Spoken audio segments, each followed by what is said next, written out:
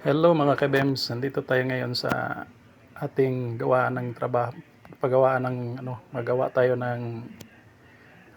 ng isang bed o katre. Paano gumawa nito? Pakita ko sa inyo mga kabems na ganito ang paggawa. Simple lang. Sa mga sa mga marunong na karpentero diyan, wag na lang kayo diyan magingay, mag-like na lang kayo. Pero sa mga baguhan, maganda to para mas matuto kayo na hindi na kayo magpagawa o kayo na mismo pwede ninyong gawin na. Ganito lang mga kabems paggawa ng simpleng katre o higaan. Yan, i-arrange muna natin yung mga paa niya.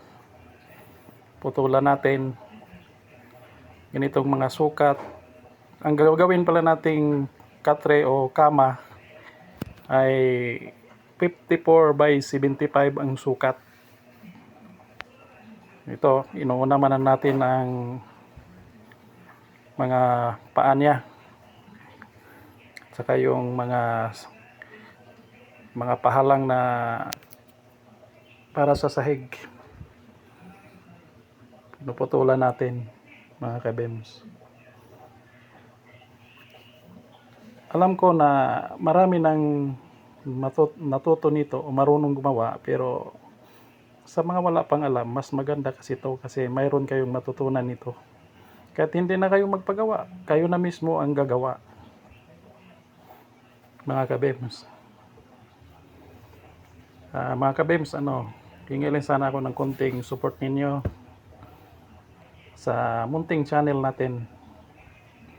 Kahit ngayon lang to nag-umpisa, pero alam ko mas marami kayong matutunan nito. Ito, naglinis muna tayo ng pangpaa ng kama natin. Yan.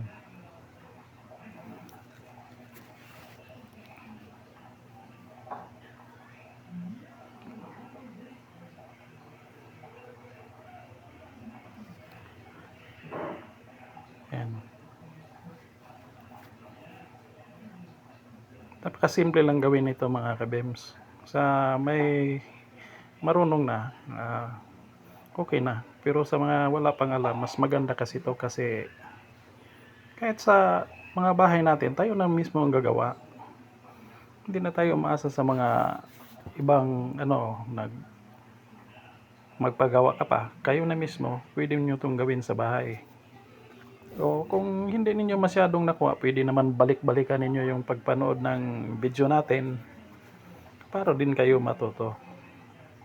Hindi ko naman sinabi na mas magaling ako. Mas maraming magagaling dyan na mga karpintero. Pero yung sa akin, pinapakita ko lang yung anong magandang gawin na mas madali yung trabaho natin.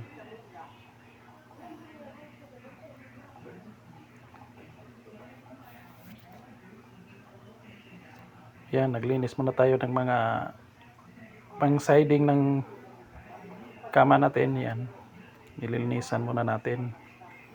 Pagkatapos nating linisan lahat yan, sabay-sabay na natin yung anuhin. Yan.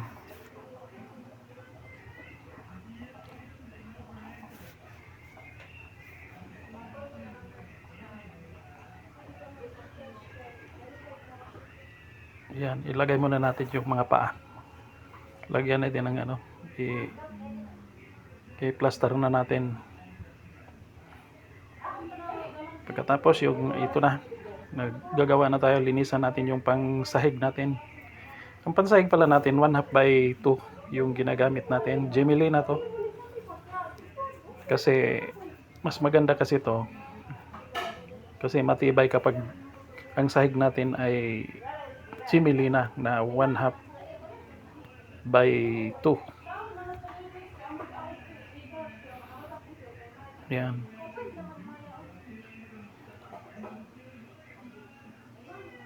Ito palang bed natin o katre natin. Umpisang kung gagawin natin to, kung medyo mabilis ang paggagawa mo, isang araw matatapos mo to. Basta may gamit ka lang. Pero kapag wala kang gamit, mahihirapan ka talaga. Tingnan mo paano natin to ginagawa. Back to back muna natin yung pag-planer, pagkatapos at sa siding, pagkatapos sabay-sabay natin sukatan ang lapad niya para maging pareha. So, andito na tayo ngayon sa naglagay na tayo ng kahoy para sa sahig. Pagkatapos ito, pinuputulan natin yung pansahig natin yung dolo. Para pagkatapos diretso na lang. Yan.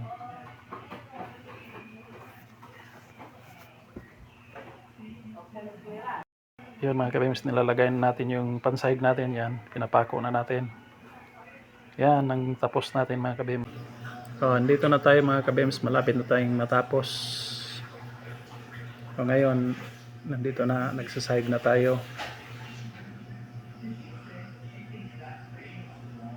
Ayan. Pinipix na lang natin yung pagpako. Salamat mga kabems na sa inyong mga suporta na sa pagpanood nyo ng video ko, at saka sana mayroon kayong natutunan nito.